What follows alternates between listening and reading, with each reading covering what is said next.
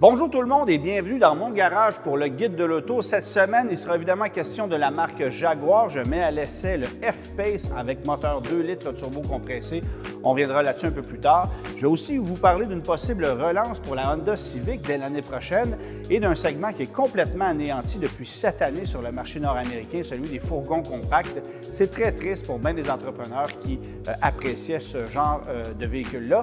Mais avant tout, réponse à la question du précédent vidéo, eh bien, la réponse, c'est la Toyota Matrix qui a survécu un an de plus chez nous au Canada. Elle a été abandonnée en fin d'année 2013 sur le marché américain. Et on s'est posé la question, d'ailleurs, chez nous au Canada, pourquoi la Matrix était disparue. Bien, c'est tout simplement parce que les Américains n'aimaient pas cette voiture-là. On la vendait comme une voiture, on la vendait comme une pseudo-familiale. Et ça ne plaît pas à la clientèle nord-américaine qui lui préférait clairement des VUS. Et c'est la raison pour laquelle on l'a abandonnée tout simplement. On a tenté de la remplacer maladroitement avec la Sion IM qui est devenue la Corolla IM par la suite. Mais c'est depuis qu'on a lancé le Corolla Cross qui, lui, est classifié comme un VUS, bien que ce soit essentiellement une Matrix de nouvelle génération. Bien là, ça connaît du succès parce qu'on le classifie comme un VUS et non pas comme une voiture. Alors, comme quoi, on peut vendre à peu près n'importe quoi aux Américains tant que ça s'appelle un VUS. Alors, je vous parle évidemment du segment des fourgons compacts qui a été complètement anéanti depuis la disparition récente du Mercedes-Benz Metris, du Ford Transit Connect, du Ram ProMaster City. On sait que Chevrolet et Nissan avaient conjointement offert eux aussi le NV200 et le Express City. Tous ces véhicules-là sont disparus du marché. Alors, du côté de chez Nissan, c'est un véhicule qu'on a abandonné, tout simplement. Mais on peut se demander la raison pour laquelle on a vu le Ram ProMaster City, qui est un produit Fiat essentiellement, disparaître de notre marché. Même chose pour le Transit Connect, qui connaissait beaucoup de succès. Et le Mercedes Metris, qui lui est vendu sous un autre nom sur le marché européen, qui lui continue d'être commercialisé en Europe, comme le Transit Connect d'ailleurs. Mais chez nous, on les a abandonnés. La raison n'est pas compliquée, c'est qu'en fait, ces véhicules-là étaient offerts chez nous uniquement avec des mécaniques à essence qui n'étaient offertes que sur le marché canadien, mécaniques qu'on a cessé de produire. Et si les véhicules équivalents existent toujours sur le marché européen, c'est parce qu'ils sont offerts soit avec des mécaniques à essence qui ne seraient pas viables pour le marché nord-américain, donc trop petites, trop peu puissantes, ou parce qu'on les propose uniquement avec des moteurs diesel. C'est le cas du Mercedes Metris qu'on vend évidemment en Europe sous le nom de Viano, un véhicule qui est fort pratique, mais évidemment, c'est un produit qu'on a dû abandonner parce qu'on ne produit tout simplement plus le moteur à essence qui nous était offert chez nous. La solution passera peut-être par l'électrique cependant, parce que du côté de chez Mercedes, par exemple, on a annoncé le possible retour d'une nouvelle génération du Metris, mais en tout électrique, véhicule qui utiliserait une nouvelle plateforme développée par Mercedes-Benz pour les véhicules commerciaux. Et là, à ce moment-là, ça pourrait revenir chez nous parce qu'il n'y aurait plus de contraintes mécaniques à combustion. Alors, est-ce qu'on va revoir ça chez nous, peut-être même avec Ford dans un avenir prochain possible, mais en attendant, si on veut se procurer un fourgon en Amérique du Nord, c'est un fourgon pleine grandeur, ça connaît encore beaucoup de succès. Même General Motors qui nous vend un GMC Savannah et un Chevrolet Express depuis pratiquement 30 ans sans changement, parce que le véhicule est arrivé en fin d'année 1996. Ça connaît encore beaucoup de succès, on les vend à fort prix et il y a des listes d'attente, imaginez-vous, pour mettre la main sur ces véhicules-là. Alors, c'est dire à quel point il y a de la demande pour ça et c'est certain que si un constructeur revient chez nous avec un fourgon de plus petit format, ça va connaître énormément de succès aussi. Du côté d'Honda maintenant, je vais vous parler de la Civic parce qu'elle était bonne deuxième au chapitre des ventes chez nous au Canada en 2023. C'était la même chose en 2022. On avait vendu 27 803 Civic contre 28 260 Corolla chez nous au Canada. Alors, l'écart n'était pas très grand, mais cet écart-là s'explique par le fait que Toyota propose une gamme plus large, incluant, bien sûr, plusieurs versions dotées d'une motorisation hybride à 2 ou 4 roues motrices. Et là, Honda a récemment annoncé son intention de commercialiser une Civic hybride dès 2025. Alors, ça sera un retour. Il faut dire que la Civic hybride était disparue depuis très longtemps. On va ramener une Civic avec évidemment évidemment une mécanique de nouvelle génération, ça risque d'être fort convaincant. Et il faut croire qu'il y a une partie de la clientèle qui risque d'apprécier énormément le fait qu'on puisse rouler en Honda Civic à moins de 5 litres au 100. Il y a beaucoup d'acheteurs de Corolla hybrides en ce moment, alors ça sera probablement très populaire chez Honda et ça pourrait permettre à Honda d'aller rechercher une partie de la clientèle qu'on a perdue au fil des années. Il faut dire que la Civic a vu ses prix exploser. On a éliminé les versions de base, les versions à boîte manuelle aussi. Alors ça a fait énormément mal. Et on a évidemment une configuration de carrosserie berline ou hatchback, mais l'hatchback ne se vend que trop peu puisque fabriqué aux États-Unis et conséquemment passablement plus cher que la berline qui, elle, est fabriquée au Canada.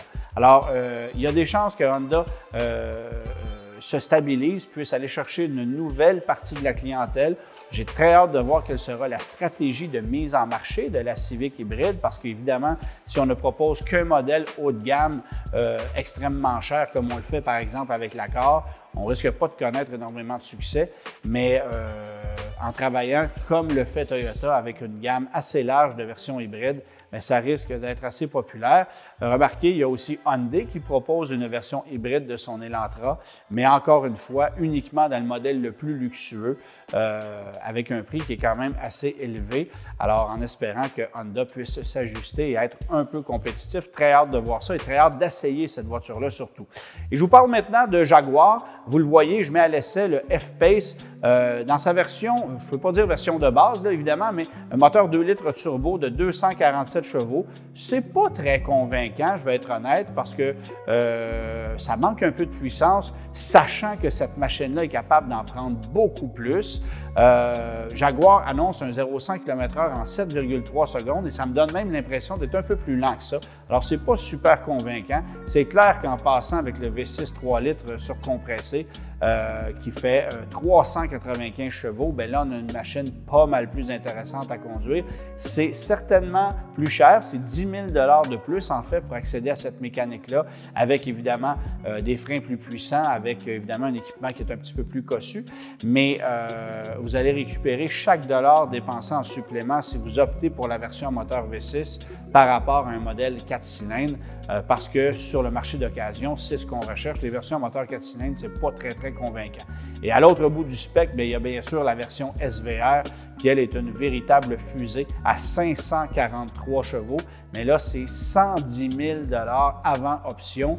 Ajoutez la taxe de luxe, ajoutez tout ce que vous voudrez. Ça commence à être une machine assez coûteuse et on va tout simplement lui préférer des modèles équivalents chez Land Rover, chez Porsche notamment, parce qu'un Macan GTS, ça demeure une machine quand même assez intéressante. C'est des Macan GTS, des versions turbo, aussi rapides qu'un Jaguar SVR, sans toutefois avoir la même sonorité parce que le puissant V8 qu'on va retrouver là-dedans, ça sonne, c'est incroyable. Ça a toujours été une caractéristique de Jaguar d'avoir des sonorités mécaniques exaltantes. Mais si c'est le cas avec la SVR, c'est pas le cas avec cette version-ci à moteur 2 litres, qui m'a surtout impressionné en fait par sa conduite. C'est une conduite très solide, super tenue de route, habitacle qui est très moderne. L'habitacle est rouge à bord de ce véhicule-là et c'est vraiment très joli au niveau du coup d'œil. Finition qui est très belle. Alors ça, c'est réussi. Mais en ce qui concerne les performances, on est un peu sur notre appétit. Et je vous dirais qu'à 71 000 $ en prix de base et à plus de 80 000 $ pour le véhicule qui est là, on trouve mieux ailleurs. Et si vous voulez aller chercher une machine plus intéressante à facture équivalente, peut-être juste un peu plus élevée, évidemment que le Porsche Macan fait un bon boulot. Sinon, vous pourriez avoir pour le prix de ce véhicule-ci, Audi SQ5 qui va être immensément plus performant et qui va essentiellement garder une meilleure valeur de revente. Bref, on comprend que Jaguar est en eau trouble. On a vendu à peine 1000 véhicules l'année passée sur le marché canadien, 1118 pour être un peu plus précis, et 818 d'entre eux, c'était des F-Pace. C'est 77 % des ventes qui sont des F-Pace. L'autre modèle qui était important, si je puis dire, pour Jaguar, c'était la F-Type, mais évidemment, le modèle sera abandonné en cours d'année, alors aussi bien dire que c'est terminé. Et sinon, il y a ce que j'appellerais du bois mort chez Jaguar, des voitures qu'on ne vend absolument pas, la XF à moteur 2 litres, le E-Pace, qui est toujours au catalogue, mais qu'on vend à quelques dizaines d'unités seulement, et le I-Pace, qui est le tout électrique, mais qu'on ne nous livre pas chez nous en Amérique du Nord parce qu'on préfère cibler d'autres marchés qui sont peut-être plus lucratifs et où il y a des lois en vigueur. Alors, Jaguar donne l'impression d'avoir essentiellement abandonné le marché canadien. C'est un peu dommage. Et on nous dit que le changement de la marque passera par l'électrification, mais il commence à être minuit moins une et on n'a toujours pas de nouvelles sur l'avenir de cette marque-là. On n'a aucun indice sur de nouveaux véhicules qui pourraient prochainement débarquer. C'est un peu triste. Et si j'avais à parier sur une des prochaines marques à peut-être disparaître du marché nord-américain, bien Jaguar ferait partie de cette courte liste, malheureusement, parce que c'est quand même une marque qui a un héritage exceptionnel. Et je termine bien sûr avec ma question de la semaine. Vous aurez la réponse lors du prochain vidéo. En quelle année Volkswagen a pour la première fois commercialisé la Rabbit GTI chez nous au Canada? Réponse la semaine prochaine.